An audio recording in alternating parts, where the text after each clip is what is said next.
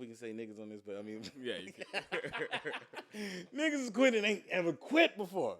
You know what I'm saying? Why? Because they're like, yo, I ain't got to put up with this. What's up, guys? We're here with another episode today with Co-Cast. And we got a special episode, but remember to like and subscribe on YouTube. Follow us on Instagram at Co-Cast, K0Cast, and follow us on TikTok as well. And everything will be in the description below. This episode right here is actually pretty cool. So sometimes you guys always ask me, like, hey, like, how do you guys get in these different spaces? How do you meet these different type of people? And sometimes I look back and I really wonder myself. I'm like, it's really kind of happened like in a 2-month span, honestly, in my life. And I like to share my story with you guys, honestly. So right here we have Sean, and we met actually from a documentary we're actually shooting, Yes, sir. which is actually pretty cool. Can you tell the people about yourself a little bit? Yep. Name's Sean Anderson, owner of Anderson Studio, cinematographer, director. On weekends I'm shooting weddings, and during the week trying to shoot a doc or something for a small business or a commercial. It's actually pretty sick. So tell me about your friend a little bit. Yeah, so JP, John Parker, is my homie. JP really took me in 7 years ago? Yeah, man. Wow, 7. Yeah, That's crazy. been that long. We met at church, and long story short, lived with him and his family for 5 years. JP taught me everything about business, bro. How to manage my finances. Taught me just basic spiritual foundations, and really just grew me up as a man. Taught me discipline, things like that. All right, so JP, tell me a little bit about yourself. Talk to me about your business. Yeah, so I'm a general contractor here in Charlotte, and my wife, she's a realtor, and so we're in the real estate space. Definitely one of the biggest or fastest ways of creating more wealth producers. And so I've been in that space now for about 5 years. And so just constantly growing that business, specializing in interior remodels and stuff like that. So that's what I do. So how did you start that? Man, so I kind of stumbled my way into that, to be honest. Something that I always talk to Sean about is before I even focus on what business I'm doing, I had to focus on the fact that my life is a business. So how am I taking care of my own business first, as far as myself? And then I found myself in opportunities, you know what I'm saying? And so I saw okay, a friend of mine, they were moving to a location or whatever, and they asked me hey, do you know of anyone who did X? It was painting or something like that. And I was about to give them a card to this guy that I knew, just some guy, just a guy that does jobs and stuff like that. And I was like, yo, there might be an opportunity here. Because this dude, I know he ain't got insurance. I know he ain't got like a big business or nothing like that. At that time, I was just doing marketing, T-shirts and things like that. And so I found myself in this opportunity zone where the moment met it. You know what I'm saying? And I just was like, okay, how do I operate in integrity here? So I don't want to lie to nobody, but how do I also seize this opportunity? Because it was an opportunity. And so I went to the parties who was looking for the service. And I went to the guy who did it, and I was like, hey, man, if you can make X, and I cover the job, whatever, as far as insurance stuff, would you do it? He was like, yeah, man, of course. I just want to work. So I was like, all right. And so I go to the party who was looking for it to happen, and I ended up saving them $15,000, and I made $10,000 just, transacting the deal. And that was, kind of the start of my contracting career, to be honest. Before then, I hadn't even thought about it. I just found myself in that opportunity and had the wisdom in that moment to say, okay, this isn't something I should pass up. This is something that actually might be an opportunity. It's actually pretty cool because actually my dad has a business, and we actually work with contractors because obviously we do HVAC and plumbing. Yeah. So we have a lot of contractors that hit us up for business, hey, you're our HVAC guy. Can you come to this job site and all that stuff? Yeah. So it's actually pretty cool to actually meet a contractor and actually get to sit down and have this talk, because this is something I know a lot of my friends would like this conversation, to hear this a little bit. Yeah. So can you dig in a little bit about the contract industry, how that operates and the ins and outs? Yeah. So I started basically contracting without knowing I was contracting. You know what I'm saying? Yeah. So I just knew that, like, okay, somebody wanted to do something, another person needed it. I was like, all right, here I am. But as I've gotten into it now more, carrying the liabilities of actually being a great project manager. To be a contractor, really, you have to be, at the baseline, a project manager. You're just managing the fact that certain tasks get done. You're managing who's going to get those done, and you're managing who you're doing it for. You know what I'm saying? And so, like, that basic baseline is how it happens. I know we live in a town like where a lot of people now want to just like make money in their sleep, and that's what's really popular. But when it comes to contracting, there's such a customer service aspect to it that, like, that's why a lot of contractors get such a bad rep.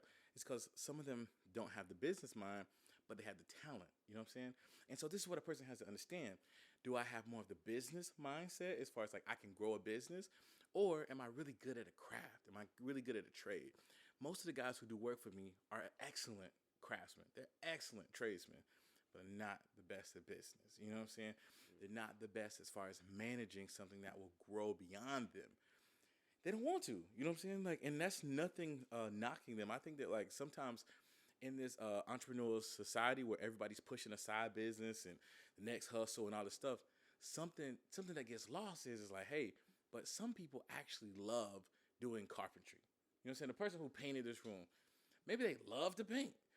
So my job as a contractor is to find the person who loves to paint jobs consistently with people who need painting. You know what I'm saying? And so I never feel like a day of my life I'm having to sell anything. I'm helping the person who wants the service. I'm helping them buy it. And I'm helping the person who needs to work.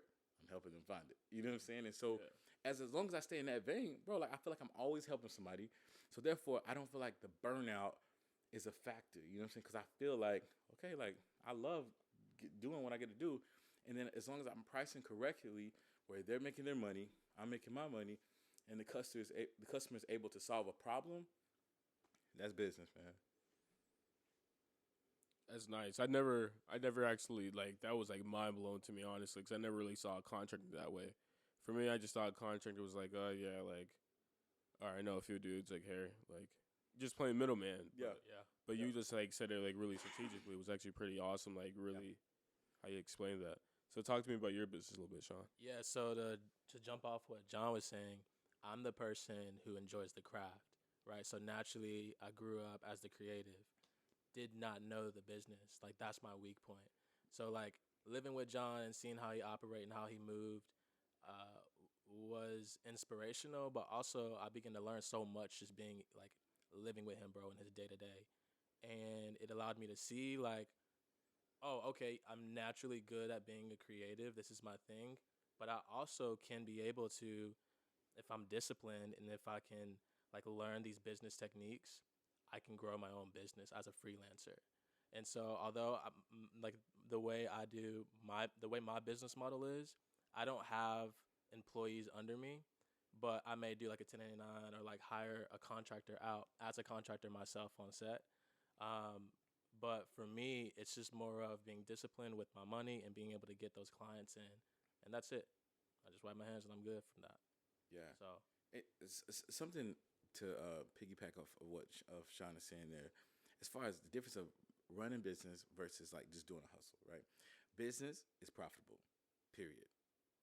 If you're doing a business and it's not profitable, then you need to be on a fast track to getting profitable, or else you're just doing charity. And so a lot of people will be trading money. You know what I'm saying? Let's say they traded a lot of money. They're like, man, I made $10,000 last week, but they spent 10,001. It's not profitable. You know what I'm saying? Like because their cost of living is so high that even though they're making that type of money, they can't feel like they're making that type of money. So this is why you'll find people, man, who have made millions of dollars in the last 5 years or 10 years if they really calculated everything up. But they keep trying to sign up for course after course, podcast after podcast, resource after resource. Who's going to make me rich? You know what I'm saying? And what they can't realize is they're holding a bag they're holding a bag with a hole in it. You know what I'm saying? And the hole is their own discipline. You know what I'm saying? Because they're out here gaining $2 and $3, $100 here, there, but their cost of living and what they're unwilling to discipline and sacrifice is not allowing them to feel profitable. And so any business, like we went through this, and so Sean was doing a lot of contract work for a little bit, and he was just like burnt out, you know what I'm saying? Like, because he was like, man, I'm doing a lot, but I'm like, I don't have nothing to show for it. So basically, he was doing contracts for a set amount, paying out his guys, trying to make a little bit for himself, and he kept finding himself in a situation where his cash flow is everything. If I say a couple things, profit and cash flow, bro, you don't have a business if you don't have a profit, and if you won't have a business long if you don't have cash flow. So we were talking, and he was like, man, I'm so frustrated. Like, I'm busy, but I'm not productive. I'm not profitable. And I was like, bro, let's look at your numbers. And I was like, yo, what's your margin?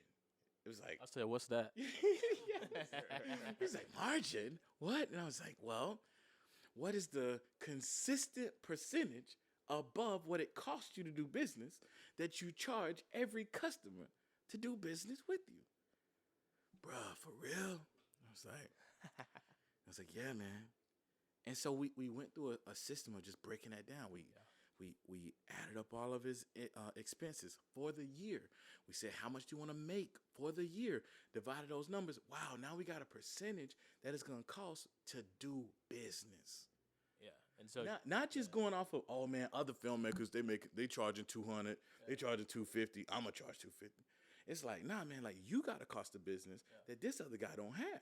And as we sit there and break that down, we can understand, like, okay, people gotta get plugged in to like actually doing business, man. Because like they'll trade money all day long and be frustrated that they still broke because they don't understand certain basic principles. So I got a question. So when you have that yield number, what do you do with that? Like, how do you calculate your prices from then?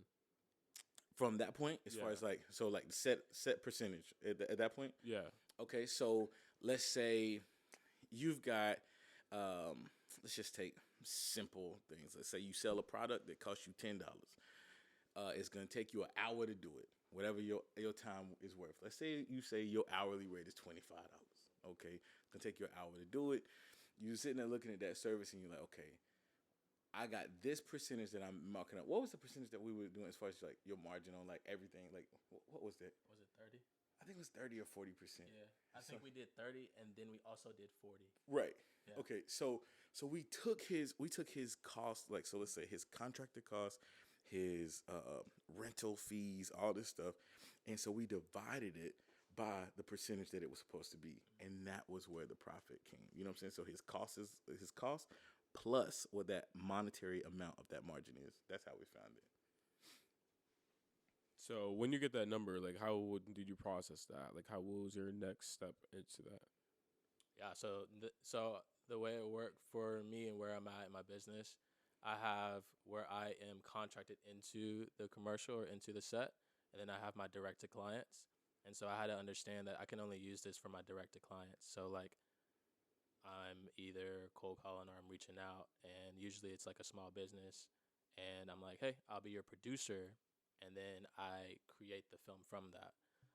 So first I had to figure out like what kind of client, like who can I use this with, and then from there just utilizing that. And so we took that percentage, and I would add it on a lens that I need, or a person that I need.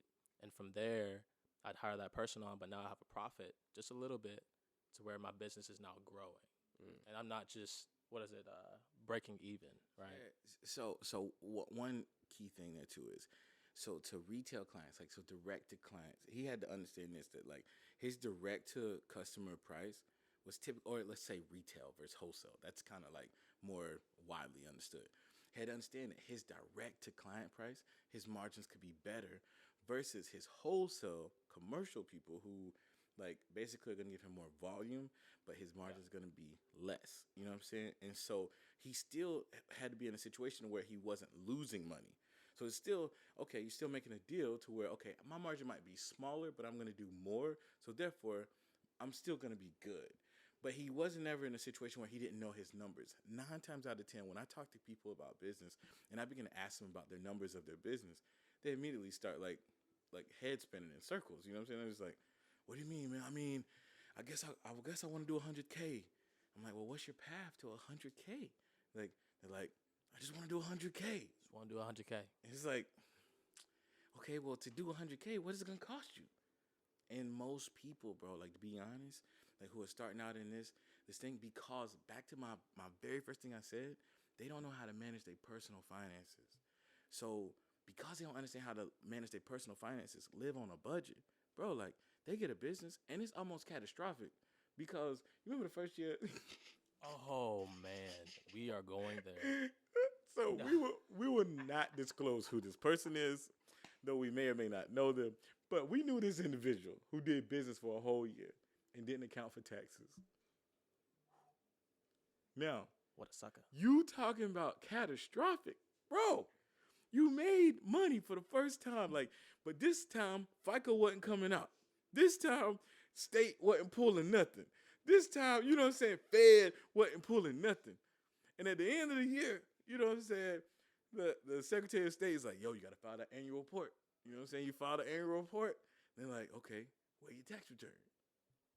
And the person, It's a process. a lot of people, bro, like for real, a lot of people are out here, they trading money, bro. It's just like whenever this thing came down with Cash App. You know what I'm saying? Like, so like people, that's a big thing right now. Cash App, Venmo, you know, now the government is calling you to report anything over $600. Well, you know, barbers, you know, they've been out here slanging on Cash App. They're like, oh, you ain't got cash? Oh, just Cash App me, dog. And they would charge you, you know what I'm saying? If your haircut $20, they charge you $30. The fee is less than $2. You know what I'm saying? But they like, yo, you using Cash App, so you'll slip me 30. Not realizing that now all that income is reportable. But see, this is why like my passion is, man, to get people to like not be scared of legitimacy. You know what I'm saying? When a person ain't scared of being legit, then they understand the laws. They understand that America is built for business. America is built for businesses. It's not built for average income. It's not built for employees. Like, bro, like the middle class get taxed. People with businesses, that's the benefit. You know what I'm saying? Like America is a corporation. But if you don't learn the laws, and you sitting here running scared from something that's supposed to be a blessing to you, like it could be a help. Like you go from so much taxable income to like a fourth of it off of write-offs. Where else could that happen? You know what I'm saying? What other country could that happen in? Just because you got a business. And so it's parts of that is understanding, but I don't think people value enough their personal finances. And so they're looking at this thing of business being like, yo, if I just get my business off the ground, I'm going to be straight. But they not managing what they getting. You know what I'm saying? And so it's like certain problems are amplified, you know what I'm saying, versus like are fixed with money. Rarely ever will you find money fix anything, but it will expose and amplify the real person, the person that's there.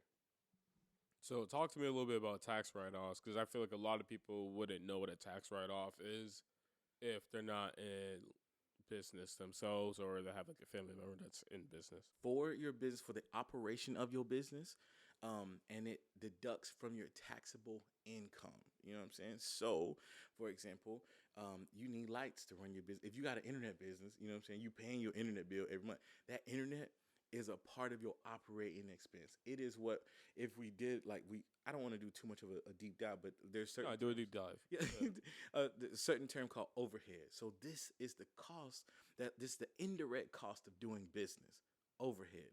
So when someone buys your product on your e-commerce store on Spotify, or not Spotify, Shopify, they're not necessarily, there's no line item that says, okay, I got to pay internet for X amount. You know what I'm saying? But you're pricing in a way that already includes that as far as the overhead. So then on your taxes, now when you report all your expenses, that becomes a line that you can be able to account for the whole total. So you paid $70 a month in internet. That's $800 a year that now comes off of your taxable income as far as your profit, because that's the thing. The government is still going to tax your profit, but what the rich do really well here is that they decrease their profit legally by tax write-offs. So they look for things. For example, you've heard this example, you see it floating around online all the time, talking about buy a 6,000 pound Mercedes Jeep. Yeah. They're like, oh man, like, G-Wagon. yo, let's get this G-Wagon. Yeah. Let's get this G-Wagon. It's going to be a tax write-off. Now, go back to my conversation about cash flow. Let's say you go up to the Mercedes place, get you one. You know what I'm saying? They'll sell it to you. It's fine. But the payment is $2,500. You making $1,000 in your business, consistent. Well, what happens? We got negative cash flow of $1,500. Then now I'm no longer making money. I'm losing $1,500 every month. You know what I'm saying? So in order for me to afford some, I got to make sure that, okay, am I cash flowing it at 2 or 3 times?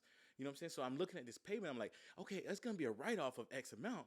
But in order for me to do that, I got to be able to cash flow at least 2 or 3 times what this payment is. So the payment's $2,500, and my cash flowing $7,500. Like, do I have $7,500 coming in gross so that after this payment comes out, okay, I'm still good? That's what people are talking about. You know what I'm saying? They just like, oh man, get you a G-Wagon.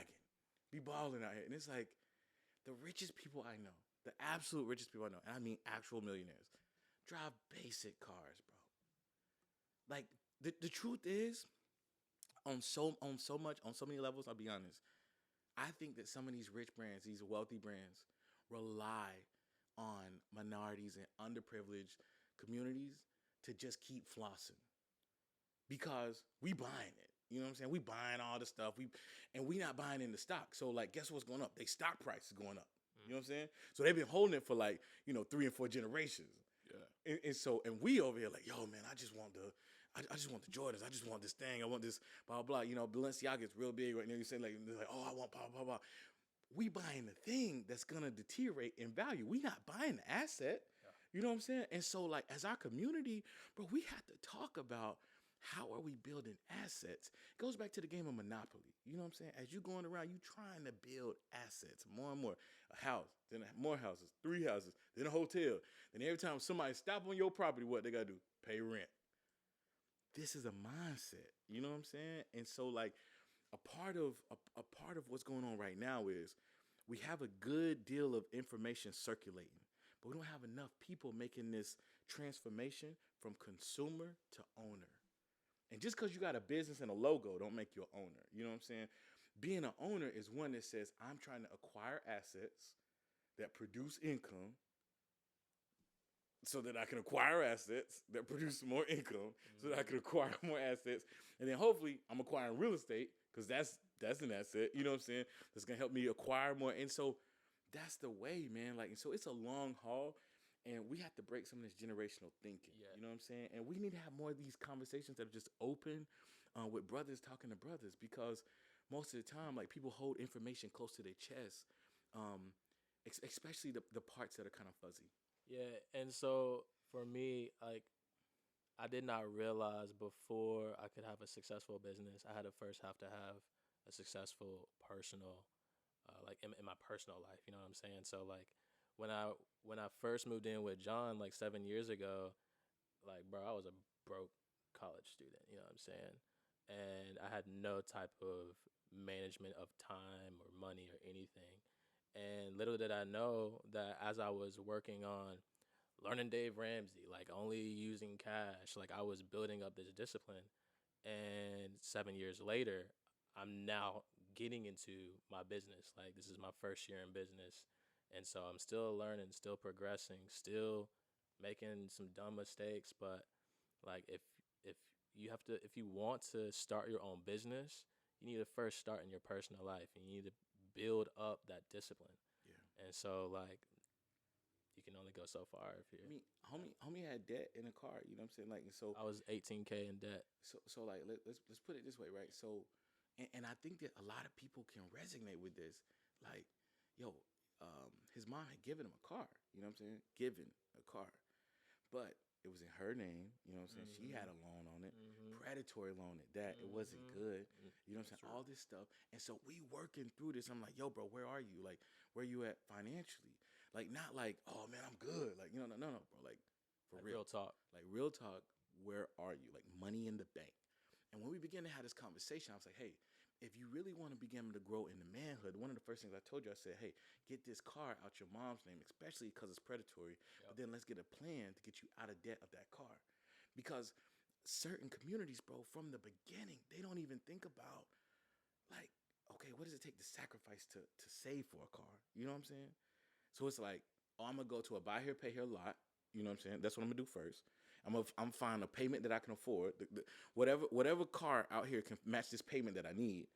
And then I'm going to deal with this sleazy person who's treating me basically like dirt. You know what I'm saying? But knows I need a car. You know what I'm saying? And so it's like reversing this thinking. It's like, yo, nah, like we're intelligent people. You know what I'm saying? Like we're intelligent. We're intelligent, and so we need to be in educating people on this buying process. It's like, yo, no, like that card is out there now. It's paid for. So when you need something, you good. You don't have $400 a month going to a car payment because we re-engineered a way of thinking.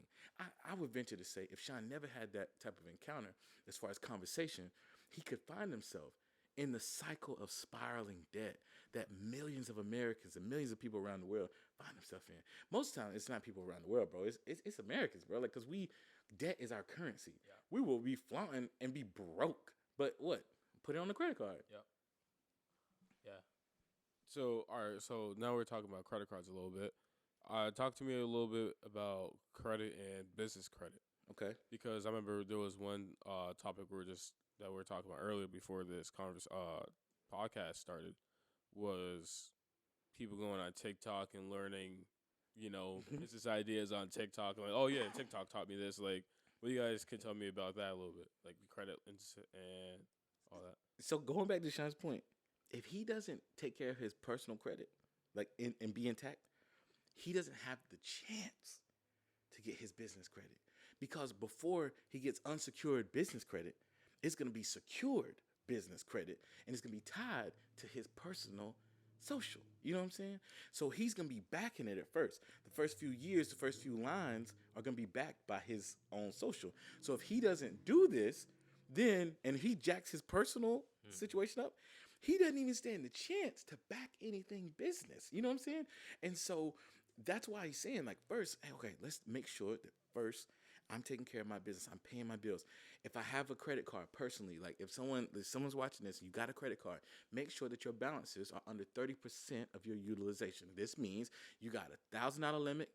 At the time when it's time to pay your bill, make sure that the balance is under $300. Why? Because this reports better for you. What happens is people pay minimum payments because that's what the credit cards want you to do, because they make money that way. They make interest.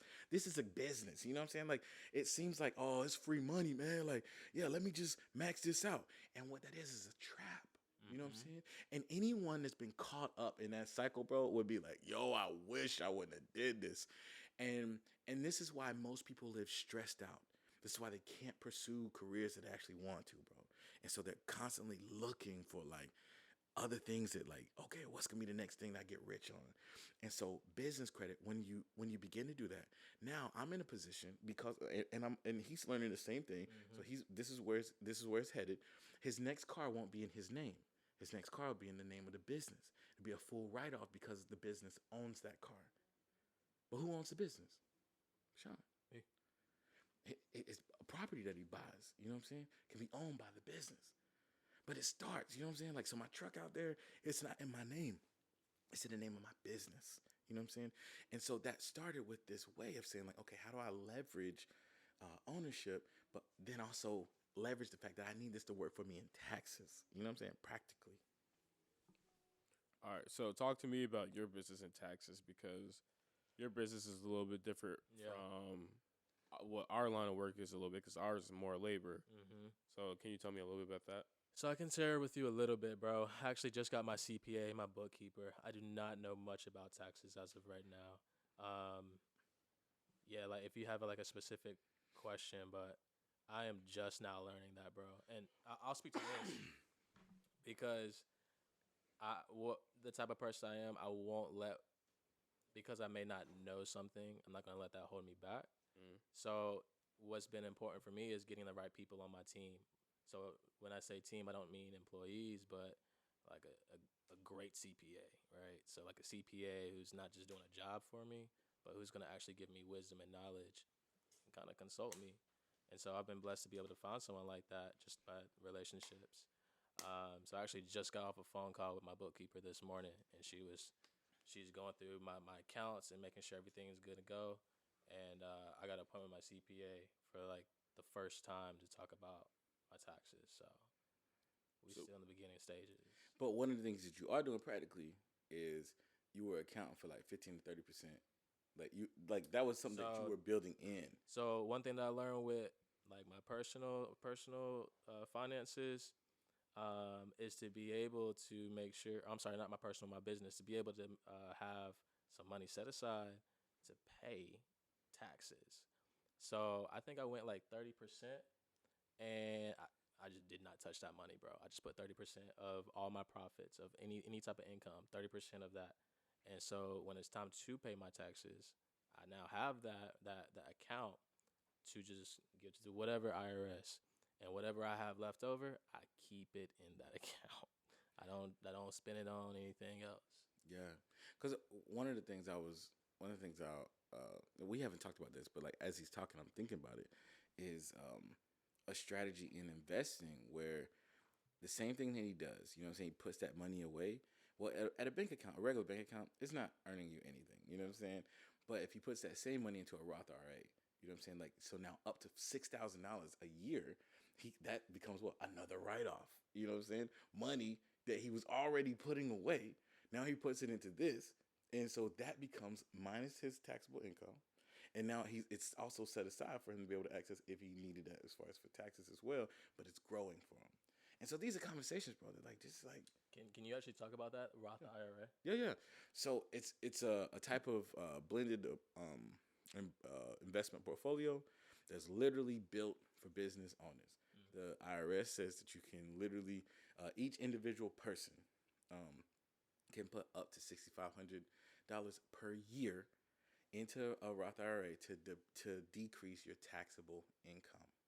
A Roth IRA is a diversified portfolio of multiple companies in any stock exchange, any trade platform, all that stuff. They have those. So it's like a S&Q or S&P 500. Yeah, but you putting it into there. I mean, of some sorts. It is trading in the stock market, but it's way lower risk because it's way more conservative. So, can you teach the people what's the process how to get that? Yeah, so you have to first open up a brokerage account, regardless of whoever you bank with, or if you get one of these E-Trade situations like Like, this. for example, like Fidelity. Exactly. You open up a brokerage account with them. The customer service rep, let's say we on there tonight, and we saying like, hey, I want to know about your investment product specifically. I heard this thing about a Roth IRA. How could that help me? They tell you, they're like, hey, okay, like this is what you can do. This is what you contribute each year. And this is for a person who's making profit. This is important. You know what I'm saying? I don't want to just say things out here to people and they're like, okay, I started contributing to this Roth IRA, but I'm still broke. You know what I'm saying? It's like, no, this is for the person who has made money. You know what I'm saying? Okay. Yeah. Like who is making money right now, and they're like, yo, but I ain't saving for no taxes. You know what I'm saying? They looking, it's December, whatever day today is, and they looking at it like, yo, I ain't saved no money, like I ain't saved for taxes. I got this money in the bank, whatever. This is a strategy for that person, you know what I'm saying, for them to be able to decrease that amount. But a brokerage account first. That's the first step. They do that. Once you've maxed out that IRA, there's other investment tools as well that are tax benefits.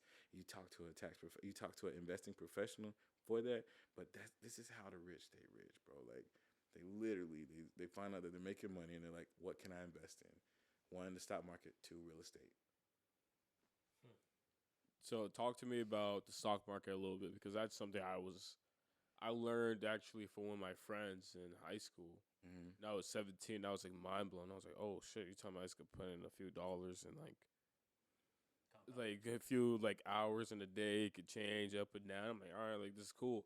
So I kind of got like the gist of it, and I dug in a little bit of my own. But obviously, like you're more advanced in this, and it'll be great for other people to listen to this on the podcast. So to be honest, I'm not a day trader. That's kind of like what you're alluding to as far as like starting in the morning with the amount, and then at the end they flip it, But sometimes you hear like drastic profits, but also drastic losses. You know what I'm saying?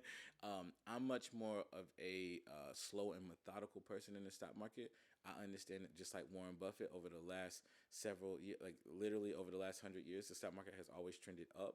And so regardless of these little bumps in the road, like over the trajectory, historically, the stock market has always trended up. So therefore, um, I put sets amount into the stock market, like into that brokerage account. That's not my Roth IRA. Above and beyond that, like let's just say, someone starts out with $100 a month. and they're consistent with that $100, that compounding interest, the same way like how when they're paying their credit card, they're looking at like, man, I've been paying minimum payments, and look at if I only like, there's three lines on that credit card statement that should scare everybody.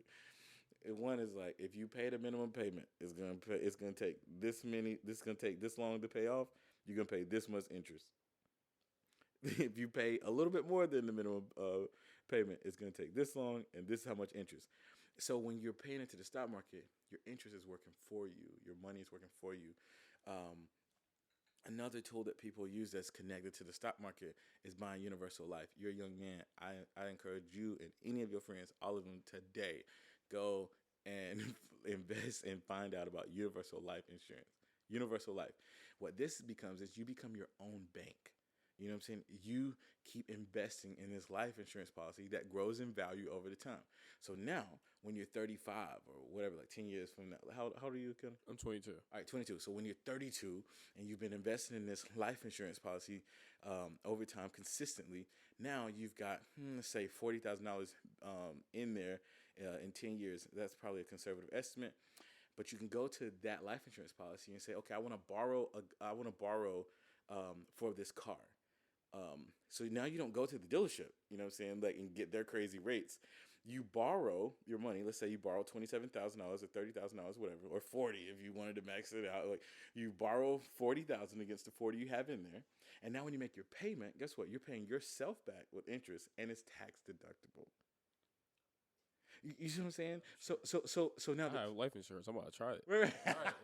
So here's the difference. Here's the difference. The difference is that you're gonna make that payment regardless. Right. You know what I'm saying? You're gonna pay Wells. You're gonna pay Bank of America. You're gonna pay whoever the loan shark person is. But this is what I want you to do. Like, if you had 5 friends right now, and y'all could all get universal life on yourself, and you just say, okay, this is gonna be a part of every single month I get paid. I'm gonna commit to this for at least the next 10 plus years, because it's gonna be the wealth builder. When you have 40, they have 40. When 5 friends all have access to $40,000 at 32, now you can make a play in real estate that you couldn't make before. You see what I'm saying? So now you're starting to think different. So this is what happens, bro. When people just have access to conversations about money, their whole thing expands. Their whole, like, possibilities. And so that's what I'm saying, Killian. It's like, if you got friends who are serious about money, now is the time to start making some real money moves.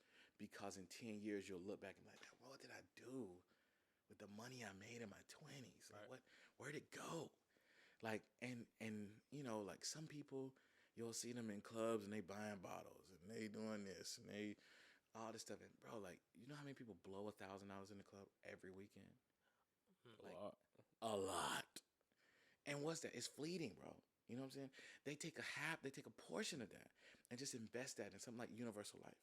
And so then in 10 years, bro, when y'all ready to make a real play, you can really make a real play. This ain't like theory. This ain't superstition. This is like, it's just a long haul. And what the issue is that most time people talk to us about investing, especially as people of color, they try to make it so hard to understand. Oh, well, you don't want to do that, man, because like, if you do that, like, you could lose everything. But why is Warren Buffett being consistent, putting his money in the stock market that whole time?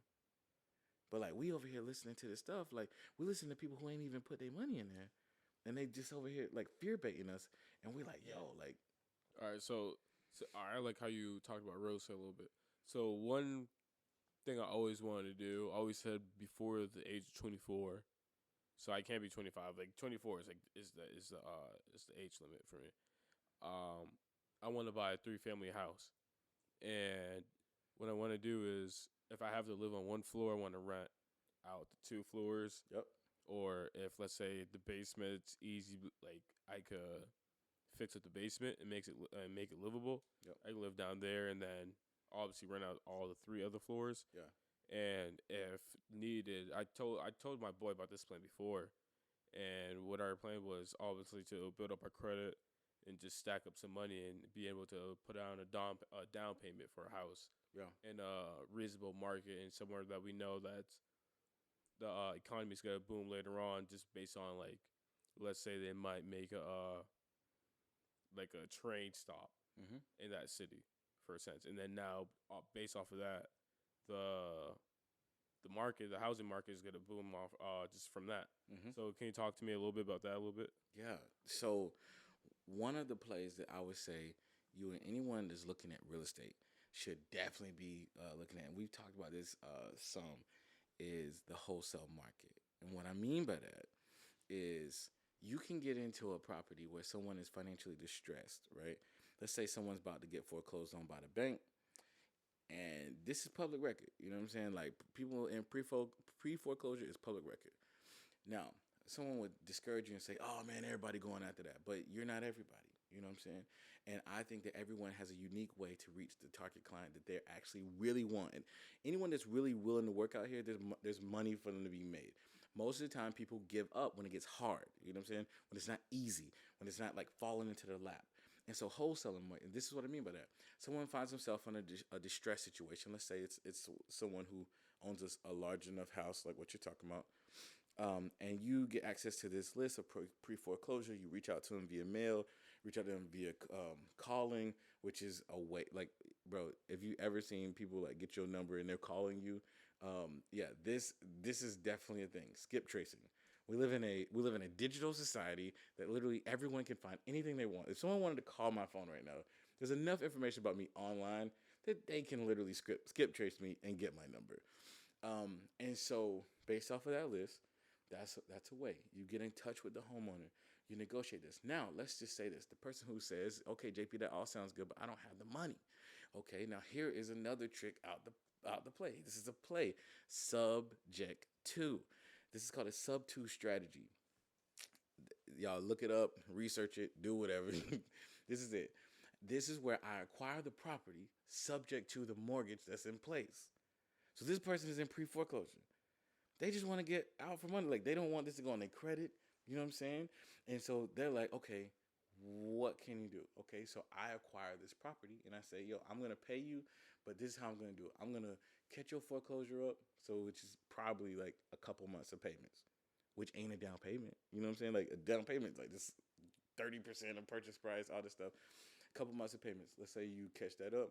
They sign with you, close with you, stating that they're allowing you to purchase this house for this, plus residual payments that you're giving them each month. Now what are you in? Now you in a play, because now you own that house subject to the mortgage. The mortgage ain't even in your social, so it ain't even going on your debt. They didn't even on your debt, the income. So now you make this one family home, a 3-family home. You don't have the debt to show for it. That's still on them, and you paying it. You're paying it so that it stays in good standing. But now you get to play. You see what I'm saying? So it's so many avenues out here, bro. Like, and I'm not out here to say like, oh man, it's so easy. But what I'm saying is like, if you really put your mind to this stuff, and you say like, yo, I want to buy a house in this way. I'm saying be creative enough to like do the work in these other ways that like, if you don't have all that money in the bank, you got strategies to be able to get it there. You know what I'm saying? Like, okay, well, so I'm looking at wholesaling. I'm looking at this strategy. Research real estate strategies, bro. Like, because it will happen. Like, most people give up before they see it happen. Like, they just do. They just give up. John, what is where do you get your information from?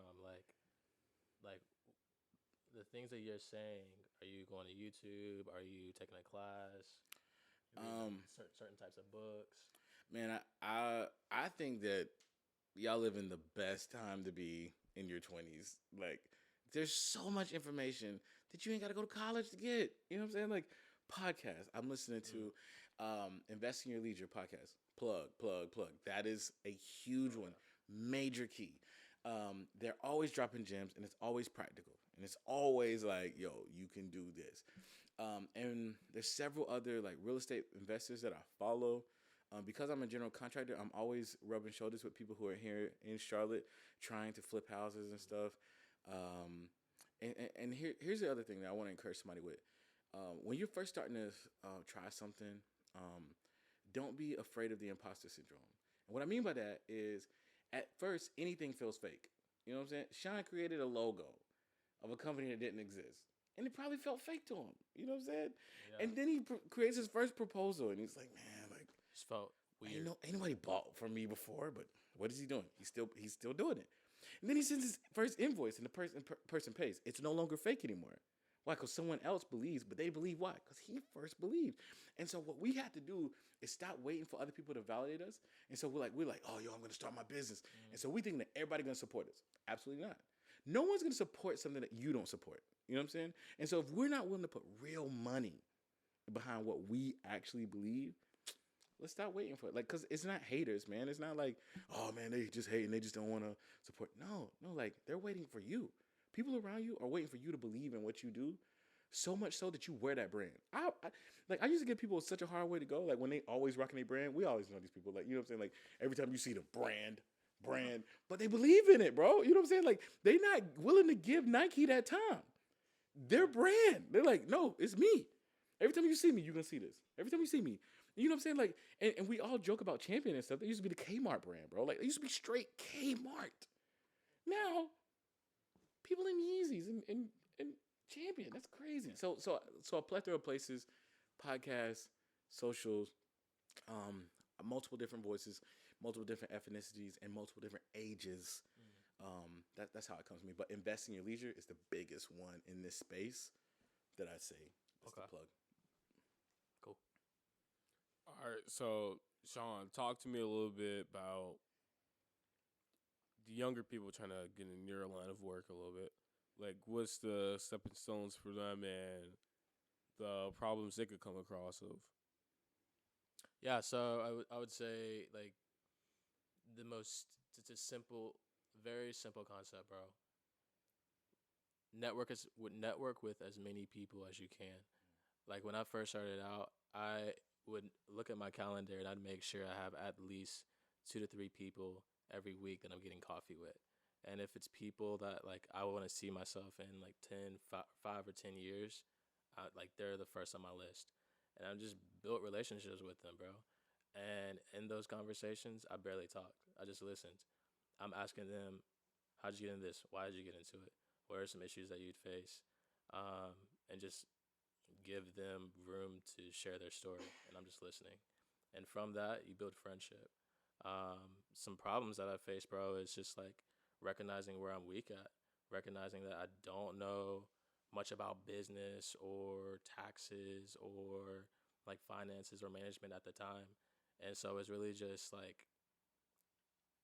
YouTube is a great source. Like, it's a blessing and a curse. We have all this information, but sometimes I feel like people will either get caught up in analysis paralysis or they just get so, like, super overwhelmed with all this information. You're like, well, what is right? I don't know. And so it's really just, like, sifting through all of that stuff to get, like, what you need and being able to just, like, run from there. So yeah. One thing you were just talking about networking though. I think that gave you a lot of credibility. Talk about that.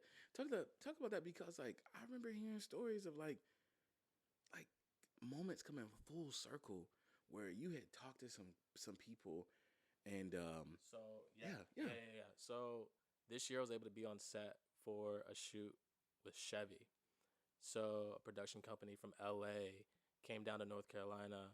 I don't even know if I can talk about this, but whatever.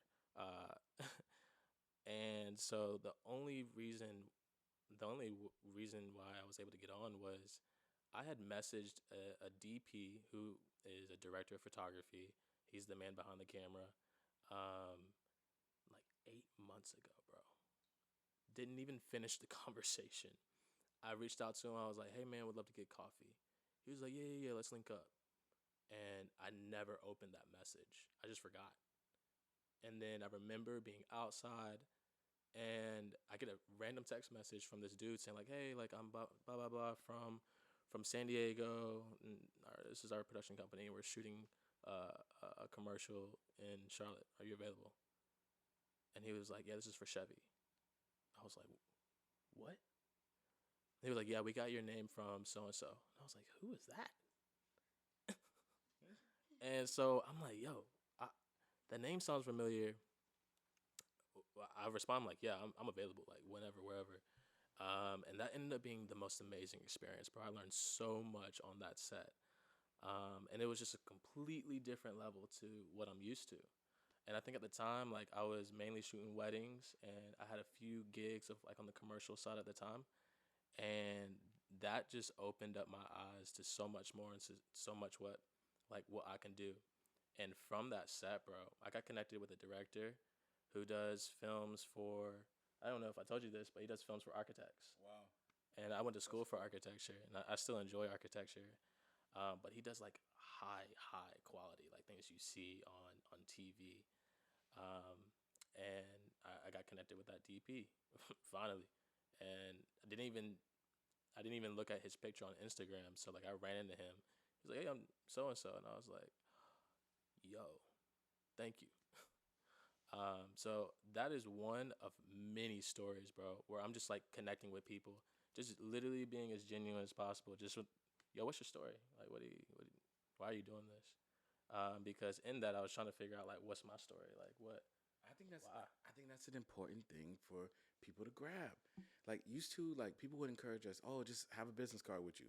But I think that like now, like people are so artistic, like people are so artsy. Your business card should be so you that when you hand it to someone, they feel you. Mm-hmm. You know what I'm saying? They literally get a snapshot of who you are. Now, you have to be smart with that and you have to be wise. Like, you know what I'm saying? Like, if you're not in an artsy field, if you're in finance, like there's certain brand guidelines and standards that you're gonna need to abide by. However, like when you're sharing, like I used to tell this to Sean, like whenever he was living with me, I was like, yo, if you're gonna network, I want you to only take about 2 to 3 business cards with you into the place. Don't take more than that because you're really trying to make 2 to 3 real connections while you're there. If it's just small talk, bro, let it be small talk. But your goal is to make 2 to 3 impactful connections. And so I'm not gonna take 500 cards in there with me. I'm not gonna take like 20 cards. I'm gonna take 3. Yeah, yeah. So if I was going to a network event, it was never uh wide, but it was always deep. Like go deep, not wide. Yeah. So I'll connect with people, shake hands, blah blah blah. But at the end of the day, it's like if I really felt that energy with someone and it was reciprocated, it's like, oh, yo, let's link, like, let's get coffee. Mm-hmm. Yeah. So how big is networking? Because I could say in my line of work, obviously, it's contracting. Networking is a lot. It's a big thing. It's really It's really, um, like I don't. I'm trying to figure out a perfect word for it. I know the word, but I can't say it right now. Yep. But it's one of those things. It's like it's really underestimated. It's really a big thing that you really truly need because you never really know like who you're gonna meet from that. Just one encounter, like how you guys just said, and the amount of jobs and opportunities you get just from speaking to one person. So can you guys talk to me a little bit about networking and how big one little conversation could be? I mean, again, like it may be contextual. It may be like different in different industries, but like altogether for me, it is my business, and like that's how I grow my business. Like yes, people can find me on Instagram or like whatever, but like a lot of my income comes from like word of mouth. A lot of my clients come from word of mouth, and I think word of mouth is the most genuine because it's from another human being. It's not from like Instagram or like a post or like whatever. And from that person, like they're having a conversation about me. Yeah. You know what I'm saying? So I would say that too, from the standpoint of like every month, man, like we spend tons of dollars on marketing. We spend tons of dollars on impressions in front of people, but nothing hits like when I've made a genuine impression on a room of people or some people because now I got free salesmen for me everywhere they go. You know what I'm saying? And here's like free plug, man, free game. Some of your listeners are probably like already doing some business and they always looking for the new customer. They're always looking for the new one, the next one. Oh man, how do I get more customers? But what are you doing to show your current customer base that you're grateful for them, that you're thankful for them? Like, yo, thank you for investing in me. bro, that's so Like, good. thank you for believing in me. Like you didn't have to put your dollars here. Like, like think about HVAC. You know what I'm saying? Like, there's some customers who you did at the beginning of the year, like change their filters out or something like that. Yo, like it's time again, yeah, for the service, but I'm just want you to know I'm thinking about you and I'm grateful.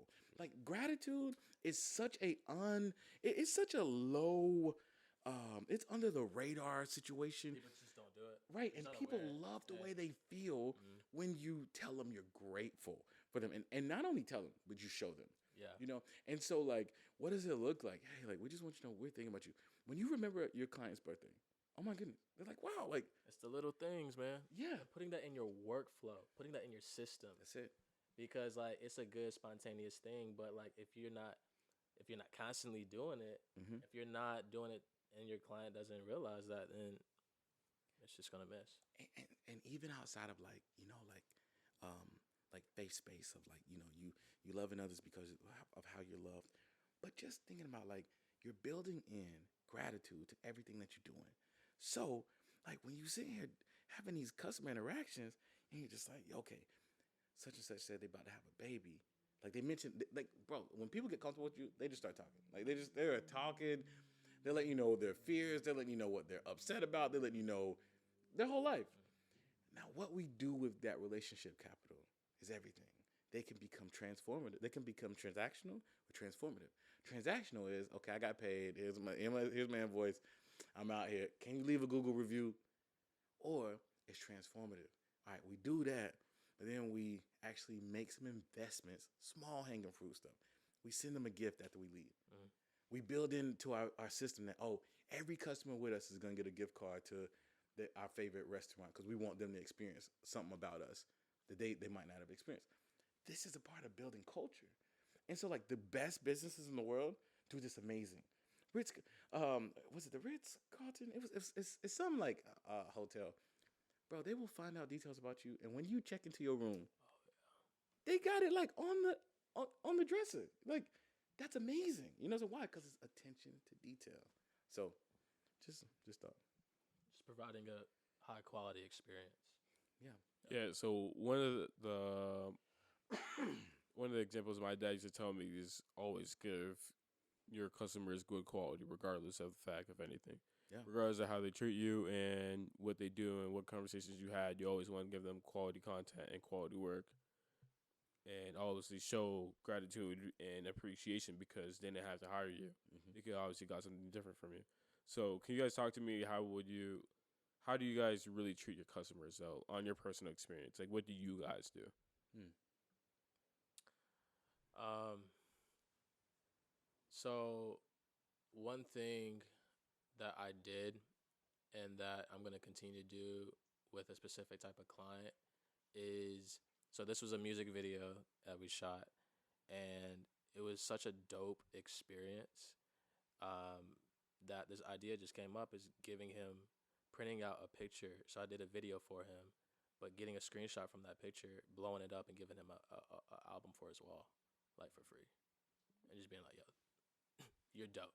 I appreciate you." Like this whole entire experience was sick, and letting that be the most genuine thing, and not expecting anything in return.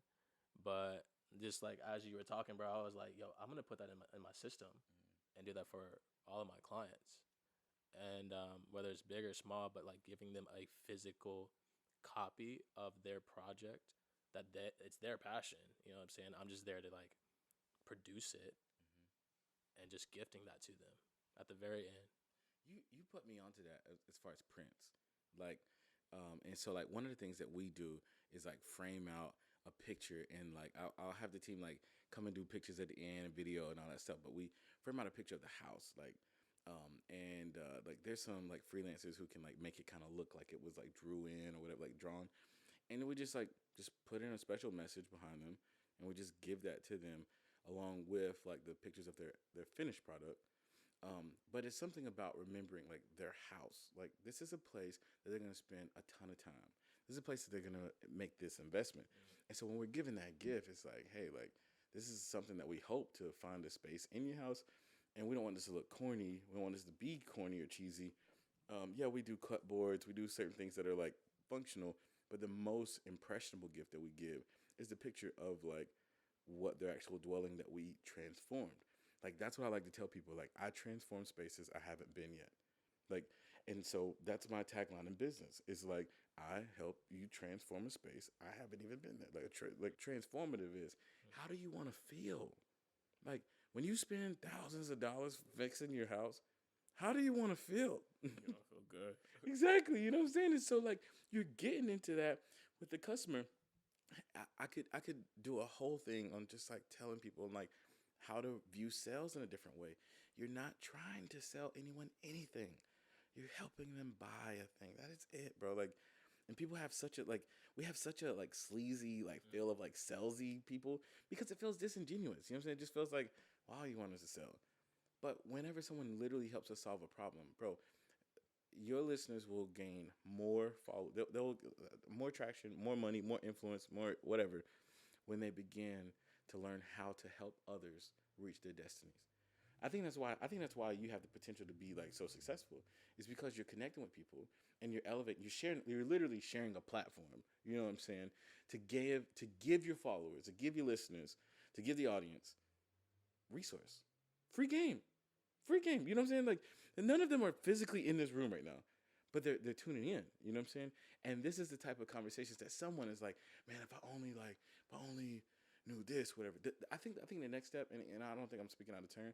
I think that one of the opportunities for you is to be able to build community amongst your people to where like they literally begin to strategize and you begin to see them growing. You know what I'm saying? I don't know if that's like a whatever type of group that is, group me, whatever the app, whatever platform, but your next valuable resource to the audience is that type of thing because you're providing such free game that you don't want this to become like what Sean said earlier, where there's so much information that people just become analysis paralysis. And they're like, oh, that was good. I'm going to tweet that.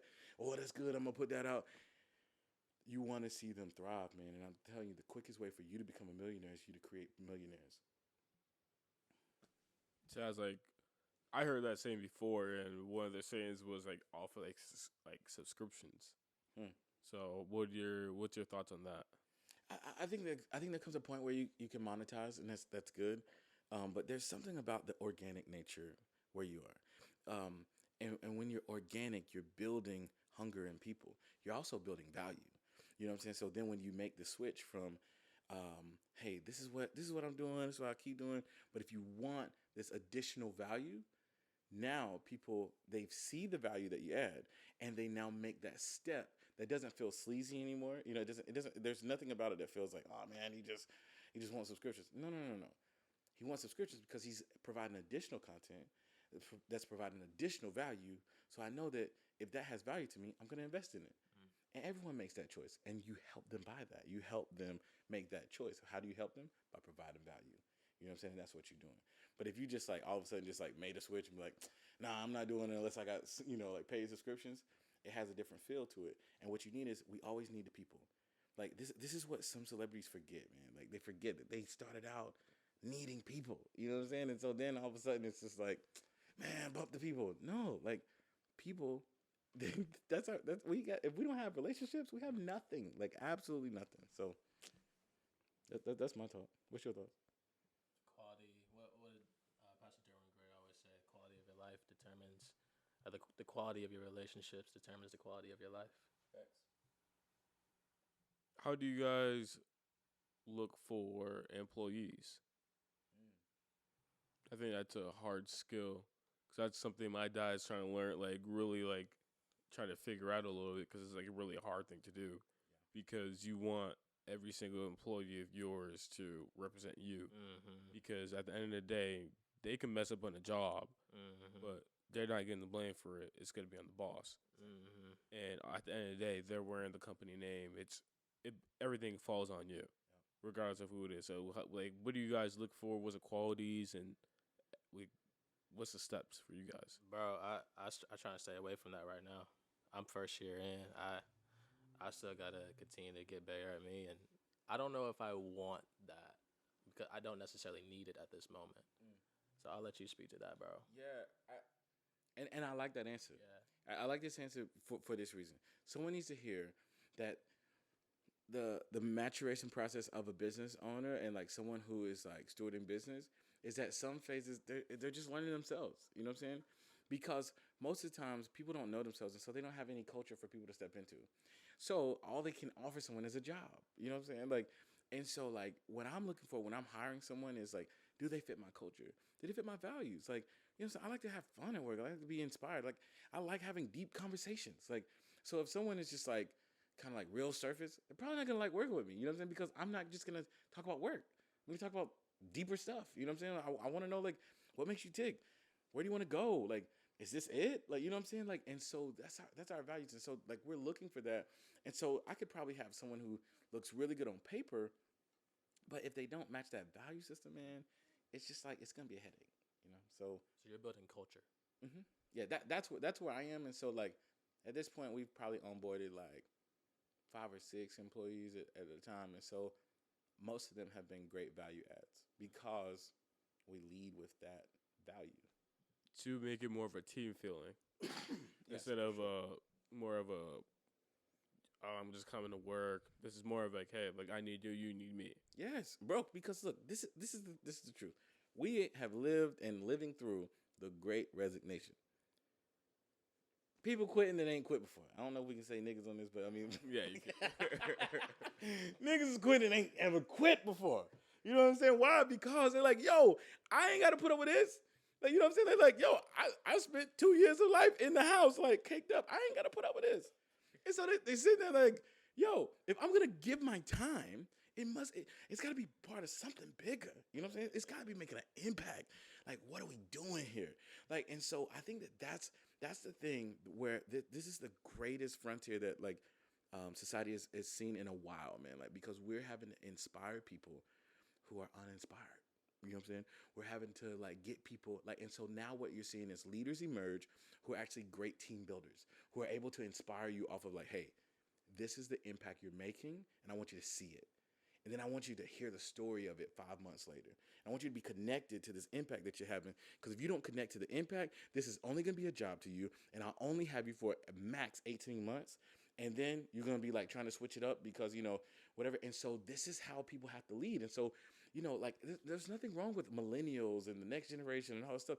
No, we just see the world different. We view the world different. And that's also going to be a thing. We're going to have to manage our world different. Because we're gonna live in a time where people have much more higher turnover. Why? Because they're finding out like, yo, like I ain't gotta work a job for 30 years. Like versus parents and grandparents, bro, they were loyal to a place. Like 30 years. They're like, what's your plan? Oh well, I got benefits. You know, I got retirement. I'm gonna be here till I retire, and then I guess I'm gonna live my best life. It's like, no, bro. Like we're living our best life today. You know what I'm saying? Like, we trying to save money and invest. We trying to, like, work and go on trips. We trying to, like, you know, we raising kids and, you know what I'm saying? Like, that's the world that we're living in. And so, like, there's a part that sounds reckless, but it's really not, man. It's a beautiful opportunity for us to create a new norm. Now, in that, we got to go back to, okay, personal responsibility. So, for me, I'm looking for people who I can grow as leaders. I want people to work with me who want to grow. If they don't want to grow, I don't want to work, because what they're gonna do is they're gonna leech. Like if a person doesn't have a growth mentality about their life and their set, like bro, they will literally just waste time. Why? Because all they're doing is clocking in. But when they're hungry to grow, they're hungry. They're like, yo, like you got something that I need. You got something that I want. I look at you and I want something that you got, and I'm okay to say like, yo, that's dope. I want to help you get it and some. And if that is the relationship between employee and employer, bro, innovation galore. What ends up happening is you get people who are insecure. You know what I'm saying? So then they start trying to cap you. And it's like, oh, nah. Like, you can do but so much. It's like, nah, man, like that's not the way for today. Like people who are graduating with you, bro, y'all are world changers. Like, and y'all changing the world on YouTube. When I found out how much money these people is making on YouTube, I was like, About that what? billions. Like, I was like, this is. It just was hard to conceive. I was like, yo, like, I remember when YouTube came out, but I would have never thought it was a monetization platform. You know what I'm saying? So, like, bro, you're living in the greatest time. Like, this is the greatest moment of all time, and just keep ravishing this. And like I said, manage your personal business, bro. And it's gonna be up from here. But no one's gonna do this while they're trying to just compare. You know what I'm saying? Like, bro, network with other podcasters. Like expand your combined audiences. Like do more. Why? Because bro, you're an asset. You're a voice. You're having conversations that ain't other people having. You know what I'm saying? And so like to some people, a podcast could feel like a penny. Everybody got one. But what's different? You're holding it. You know what I'm saying? And you different. Oh shit, Jesus. that's a bar. God. Leave. You have that written down? No, bro. No. Too, bro. That was good. All right, I got a question for you guys. Since you guys are business owners, how do you guys feel about gentrification? That's a good one.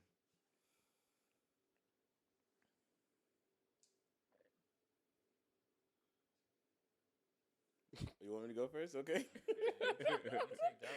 I feel like Because it does help you, especially in your line of work. 100%. You know what I'm saying? Like let's not get this twisted. It definitely does help me.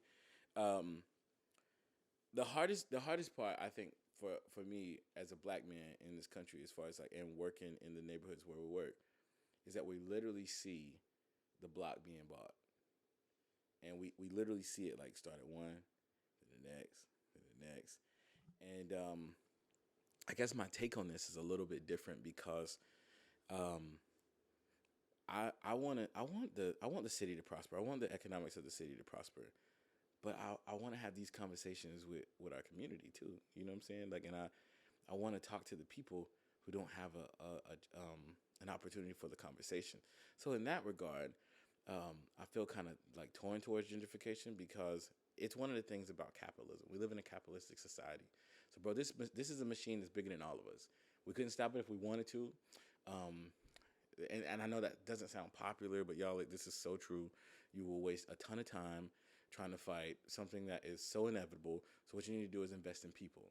You invest in the knowledge that people have. You need to invest in the conversations and so when you're sitting in a barber chair, have these conversations about finances, have these conversations about investing, have these conversations about all these things that we're talking about. When you're sitting at the beautician, when you're sitting at these people who are pillars in the community, you know what I'm saying? Like, have these conversations when you're at your church or you're at some gathering, like whatever, like you're at the family reunion, when you're at your mom's cookout, like let's not just like shoot the bird for all this time. Like let's have real conversations about, hey bro, like what you doing? Like what's your money looking like? Like what you doing? Like how are you growing your money? Oh bro, I don't talk about that. Well, it's okay, but yo, like they buying the block though. Like you know what I'm saying? Like they started up there, they bulldozed that one. Now they got this. Like what would happen if me and you we put our money together and we actually buy one of these and we do the 3-family joint? You know what I'm saying? And we be a part of this. That's the difference. The difference is with gentrification, some people can get steamrolled or some people can join the roll. You know what I'm saying? I'd rather be pushing. I'd rather be pushing than getting rolled on. And I know it seems like it lacks empathy, but the truth is, man, we can't do anything until we have resources and money. And so I need to teach as many people of color and minorities how to get money so we can get resources so that we can actually do something about a problem. You know what I'm saying? Like so that we can actually build community centers, so we can actually build resource centers. Without money, bro, we just over here like the same people on the corner talking every week. Like, yo, bro, like, ain't that messed up? Oh, that's messed up. And like the most, bro, like, y'all have heard this said before. You've heard it in movies and all this stuff. Like the graveyards is like the most, like the highest place for potential. And I refuse to die empty, bro. Like, you know what I'm saying? Like, so let's not die empty. Let's just keep sharing, keep cultivating. There's no platform too small or too big, bro. Like, so gentrification for me, I just want more black people and more brown people in the conversation because it's gonna happen. You know what I'm saying? It's just can we have a part in this conversation so that we have black architects, black builders, black civil engineers. We have people who are representing all of them. You know what I'm saying? Like, so that we can dictate some of the stuff that happens in the city, and we can tell the stories of black and brown people. You know, as the city's growing. Like, that's the thing that I'm kind of conflicted about with Charlotte, where we are now, man. There's so many great stories that are just getting like bulldozed over, like in the name of like modern architecture. You know what I'm saying? It's like, yo, like I don't care if you build up the block, but like, can you keep the cornerstone of the block? Like the cornerstone is like there's real history here. Like people have lived here. They've raised families here. They've done all this, and it's just like like, okay, we're gonna bulldoze that down and have some apartments. That's gonna be the case. But I want to encourage the next generation of Black entrepreneurs, Black and brown entrepreneurs, to join this process so that you can have a voice in the fight. But you can't have a voice in the fight unless you have resources. That's just true. Yeah, so a few years ago, when I was part of a studio, we mainly shot weddings. I was given the opportunity to find an intern, and I actually just I kept running into one of the same friends over and over again. And it got to a point where I was like, "Hey, bro, I think we're supposed to just like be friends at this point. Like, let's actually connect." And I found out that he wanted to do video and photo, but he was going to school for like something else. And I was like, "Hey, man, just come to the studio and I'll teach you everything I know." And from there, like, I developed a really dope relationship with a black friend of mine who's like a brother to me. And it got to the point where I think like a year later, he brought on another intern, Yeah. which was his friend, who was another black brother. And it began to show me, like, one, not only do I love creating, but I also love teaching. But two, what JP did for me, I can do for another, and that just keeps multiplying, right? And so, like, I have a huge heart to just not only build up black creatives, but for them to do their craft in excellence. So Yeah. like that's part of my why. Because, bro, like, it doesn't happen if we just hold it tight. You know what I'm saying? We hold all the information we got real tight, and we're like, okay, like, I ain't gonna tell nobody, because, like, if I tell Sean, then he's gonna start doing it. Then I'm not gonna have enough. Bro, could nothing be further from the truth, bro? Like, nothing. Like, when I tell Sean everything I know, I'm gonna learn some new stuff. And then I'm gonna tell him the new stuff that I know. He gonna keep telling him, like, you know what I'm saying? And it's just reciprocated, and it's like, okay, the compounding interest of it all, bro. One day we get 50, 60, whatever, and we looking around at like a whole like community, a whole city that we've impacted because we did it one person at a time. Yep. And that's the dope thing, bro. Like, you changing the whole landscape for like black and brown creatives in Charlotte just by investing in one at a time. You know what I'm saying? And so, like, sometimes we just have to slow down, bro. Like, we have to slow down and realize the preciousness of life.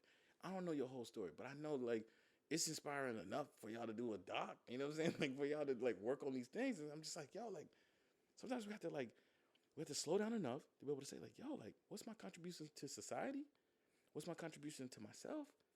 And, like, how do I keep fueling that? Because, bro, that's what's gonna stop people from being so depressed. People are depressed like right now because they keep watching other people's lives. They keep watching them at the beach and posting all these pictures and all this stuff, and they over here in the back room somewhere, and it's like, man, like, if I could only have that type of life. And it's like, no, like, you got a dope life. You're a dope person. People don't look at themselves enough in the mirror and say, I love the person. I love the skin that I'm in. Why? I don't know why we don't do this, but, like, we don't practice these affirmations. You know, like, we hear, I've been on TikTok and Instagram, and I've seen daily affirmations, you know what I'm saying? And you hear that, but it's just like, yo, like, sometimes you have to remind this body that you're in that, hey, I'm appreciative of the skin that I'm in and the experience that I have. And so, like, from there, bro, innovation's gonna definitely be a thing. But yeah. And from that, like, just learning that with JP, that helped me in my self-confidence, which helped me in my discipline, which ultimately helped me in my business. All right, I got a question for you guys now. Last question. If you guys were 21 and 22 again, what would you guys do right now? And it could become investments, business plan, anything like that. Because sometimes people need to hear stuff like that so they have an idea that can spark up something. Yeah. I would, again, network my ass off. I'd find the person that I want to be in 5 to 10 years and be their friend. And I just connect with their friends. And then I would pick up Roth IRA. And what was the other one, brother? Universal Life Insurance? Universal Life Insurance. Now, is that universallifeinsurance.com, .org, or was that a type brother, of insurance? that's a type of Start learning investing. Yeah. And, bro, I would start buying educational courses. Like, I would start putting a lot more money into my education. Not necessarily university, but into things that are going to add value to my life. Yeah. sales, marketing. Maybe not creative so much, but sales and marketing for sure. If you're not gonna be an engineer, if you're not gonna be a doctor, if you're not gonna be a lawyer, I think those are big three. Scientists, whatever. You're not gonna be those. Find these courses. Find those courses. Invest in yourself. Get busy, and get built. Get really familiar at failing Yes. fast. Stop being scared of being failed. You can't be as scared of failing. You can't be as scared of feeling fake or looking fake. You you have to fail. You have to fail. Failure is a part of the process, brother. Like, what I'm saying. If you don't fail, you You won't learn. you won't learn. You just won't. And so that's the catch-22. Everyone's trying not to fail, and they're trying to learn as much as they can without failing. It's just like it's not gonna work. So at 21, um, that's one of the things I would be doing. Be trying to um, definitely make money, but make profitable money. Know how much it costs me to live. Know how much I can actually save and, like I said, invest. But then I would be looking for ways to give, 10 to 20% of my income to causes that I really support and that make me feel great. As you build a lifestyle of giving into your life, it's immeasurable, like what happens there. You know what I'm saying? Like, when you look for opportunities, you look for opportunities to give. You look for opportunities to be a generous person. And so I think a lot of times, like in our country, we're just building on, like, oh, me building my wealth, my wealth, my wealth, my wealth. But it's really about community. And so when you're doing this, you're looking for opportunities. Yes, for your income, you're looking to try to like live off of less, save and invest. Also give. If you don't give, then you really limit your ability to receive. You know what I'm saying? Because you're always hoarding, and that becomes a poverty mindset that says, I will not have enough, so therefore I need to hold on to everything. Instead of thinking, there will always be more than enough for me, and so I can share what I have because I understand that I will always have access to more than enough for myself. And so as I invite people into this mindset of saying that there's an abundance here versus a scarcity, man, everybody connected to me is going to win. And so at 21, um, that's the things. Like, get really comfortable with yourself. Take time with yourself. If I could talk to my 21-year-old self, I'd say, like, every day isn't about hanging out, because sometimes we're just trying to fill voids. You know what I'm saying? Sometimes we're so intimidated with just time with ourselves. You know what I'm saying? Like, and so even at 21, it's like, yo, like, make time for yourself. Like, even if you're hanging out, like all this other time, it's like put you on your schedule. And this is the last thing I'll say. One of the most powerful things that I've kind of shared and like I actually live out is time blocking by color. I want to see my family on my calendar, so therefore they have a color. And so if at any time I want to like open up my phone and see like, okay, what's taking up my time, I can be able to look pretty quickly and see by color, literally, what's going on. And if I don't see the color of my family on there, I'm like, yo, I'm saying I want a thing, but I'm not actually doing it. And so that's a way to be honest. If I'm saying I want to work out, if I'm saying I want to do better, but I'm not seeing that on my schedule, my calendar, what am I doing? This whole podcast has been about money and resources and all that stuff. But the greatest resource that anyone would tell you on their deathbed that they wish they had more of was time. So what are we doing with our time? At 21, I would be saying, how am I measuring my time? How am I managing my time? Because if I don't measure it, I can't manage it. You know what I'm saying? Like, what you measure, you can manage. What you don't, if you don't live by a calendar, if you're not a calendar person, I'm saying this could be the year for you to become a calendar person. If you don't know what your bank account is saying, this could be the year for you to step it up in stewardship in there. So at 21, you're not too young to do any of that. But if you begin to put that in place at this time, bro, oh my goodness, in 10 years, what the world? That's just 10 years, 20 years, 30 years. The next great generation of millionaires is happening right now on your podcast. And somebody, now 99 could hear it, 10 could take it serious. But this is gonna be life changing for them. It's gonna alter the course of their destiny. And that's how you have to think about every single episode, because that's the power that you yield. 99 will hear it, 10 will take it serious. but one is going to literally be life changing for every single time. All right, this is a great episode. You guys want to plug in any information, you guys' business, anything like that? I don't even know my Instagram, Lord. John, go first.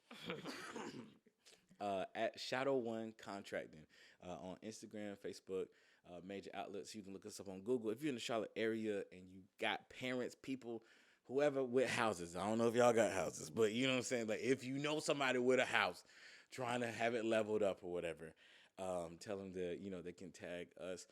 Also, you can reach out. We love to have these types of conversations all the time. And so, like, just questions. If I said something today, if we said something in here that kind of, like we didn't go into depth, DM us about that. My Instagram personal handle is at John Parker II. And so, like, between those two places, at Shadow One Contracting and at John Parker II, reach out directly. And, I'm an approachable person, and I want to make the next generation of millionaires, so reach out. Yeah, that's what's up. My Instagram is JoSeanAnderson_DP. Website's JoSeanAnderson.com.